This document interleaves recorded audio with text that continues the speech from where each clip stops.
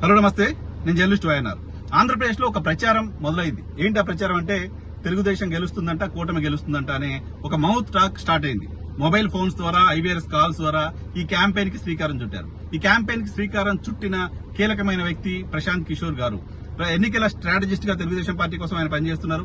So దానిలో భాగంగా 2-3 రోజుల నుంచి ఈ రకమైన క్యాంపెయిన్ కి శ్రీకారం చుట్టారు. వైఎస్ఆర్ కాంగ్రెస్ పార్టీ గెలుస్తుందంటూ చాలా సర్వేలు చెప్పాయి, తెలుగుదేశం పార్టీ గెలుస్తుందంటూ మరికొన్ని సర్వేలు చెప్తున్నాయి. సో ఇప్పుడు మైండ్ ఫ్రేమ్ చేయడంలో భాగంగా, మైండ్ డైవర్ట్ చేయడంలో భాగంగా ఈ టాక్టిక్స్ ని ప్రశాంత్ కిషోర్ ఇప్పుడు ఇక్కడ అప్లై చేస్తున్నారు. ఏం చేస్తున్నారు? దీనికి సంబంధించి ఫోన్లు చేస్తారు కొంతమంది. ఫోన్ చేసి తెలుగుదేశం పార్టీ గెలుస్తుందంట అంటే గెలవదు అని ఇంకొకరు అంటే 10 కోట్లు బెట్టింగ్ పెట్టడానికి రెడీగా ఉన్నాం, పెడతారా? ఈ సైకలాజికల్ మైండ్ గేమ్ మొదలు పెట్టేశారు. సో ఇది కొంతమందితో ఆర్గనైజ్డ్ గా చేయిస్తున్నారు. ఈ ఆర్గనైజ్డ్ గా చేయిస్తుంది ఎవరితోటి? తెలుగుదేశం పార్టీకి సంబంధించిన ఎన్ఆర్ఐ టీం తోటి.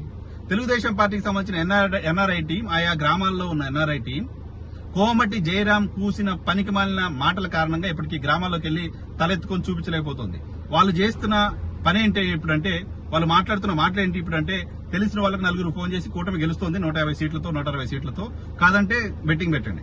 బెట్టింగ్ నంబర్ కూడా చిన్నగా చెప్పట్ల. 1 కోటి, 2 కోట్లు, 3 కోట్లు, 4 కోట్లు బెట్టింగ్. అవతల వాళ్ళు డిఫెన్స్ లో పడిపోతారు. 4 కోట్లు, 5 కోట్లు బెట్టింగ్ అంటున్నారు ఈయన. సో నిజంగానే తెలుగుదేశం పార్టీ గెలుస్తుందేమో అని.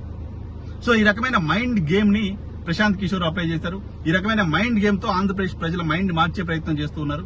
సో ఇక్కడ క్షేత్రస్థాయిలోకి వెళ్లి పనిచేయడాలు, క్షేత్రస్థాయిలో మేనిఫెస్టో చెప్పుకోవడాలు, క్షేత్రస్థాయిలో ప్రభుత్వానికి సంబంధించిన వైఫల్యాలు చెప్పడాలు, ఇవి కాదు నమ్ముకుంది ఇప్పుడు తెలుగుదేశం పార్టీ.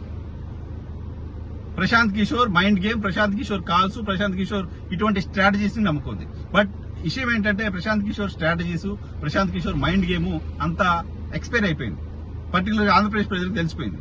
ఎలా అంటే మీ మీడియాలోనే గడిచిన 1.5-2 ఏళ్ల క్రితం చూసుకోండి, మీ మీడియాలోనే మీరు రాశారు, ప్రశాంత్ కిషోర్ టీం, ఐపాక్ టీం రంగంలో దిగారు, టీ బంకుల దగ్గర 4 నిలబడతారు, ఏంటి పరిస్థితి అని వాళ్ళే మనతో గొంతు కలుపుతారు, మళ్ళీ జగనే గెలుస్తారంటూ వాళ్ళే చెప్తారు.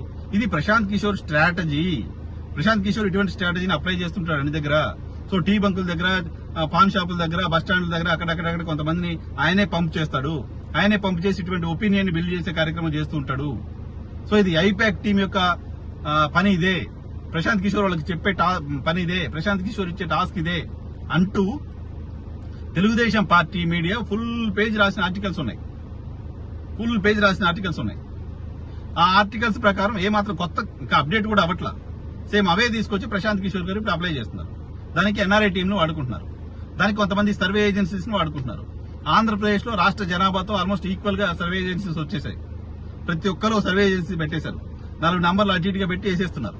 సో ఆంధ్రప్రదేశ్ ప్రజల మైండ్ ని డైవర్ట్ చేయడం కోసం, ఆంధ్రప్రదేశ్ ప్రజల్ని ఏదో జరుగుతుంది అంటే ఒక ట్రాన్స్ లోకి తీసుకెళ్లడం కోసం తెలుగుదేశం పార్టీ, ప్రశాంత్ కిషోర్ ఆడుతున్న ఈ మైండ్ గేమ్ ని ప్రజలు అర్థం చేసుకోలేని పరిస్థితుల్లో ఆంధ్రప్రదేశ్ రాష్ట్రంలో ఉన్నారంటే చూడాలి.